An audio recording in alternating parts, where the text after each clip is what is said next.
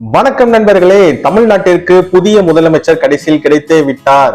திராவிட கட்சிகள் இல்லாம தமிழ்நாட்டுல முதல் முறையா ஒரு புதிய கட்சியின் தலைவர் முதலமைச்சரா பதவியேற்க போறாரு. நடிகராக இருந்து தமிழக வெற்றி கழகம் என்ற கட்சியை தொடங்கி அரசியலில் ஈடுபட்ட நடிகர் விஜய் முதல் முறையாக தமிழ்நாட்டின் முதலமைச்சராக பதவியேற்கிறாரு.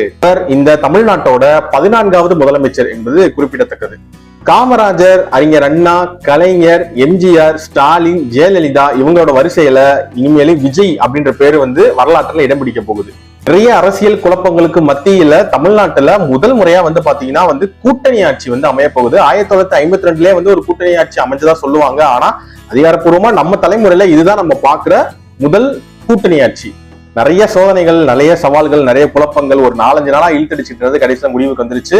சில நண்பர்கள் இந்த வீடியோ பார்க்கும்போது விஜய் முதலமைச்சர் ஆகியிருப்பாரு. சோ முதலமைச்சராக விஜய் நற்பணியாற்ற வாழ்த்துக்கள். தமிழக மக்களுக்கு பிடிச்ச மாதிரி அவங்களுக்கு தேவையான எல்லாத்தையும் செஞ்சு கொடுத்து நல்லபடியா ஆட்சி கொடுப்பார் என்று நம்ம நம்புவோம்.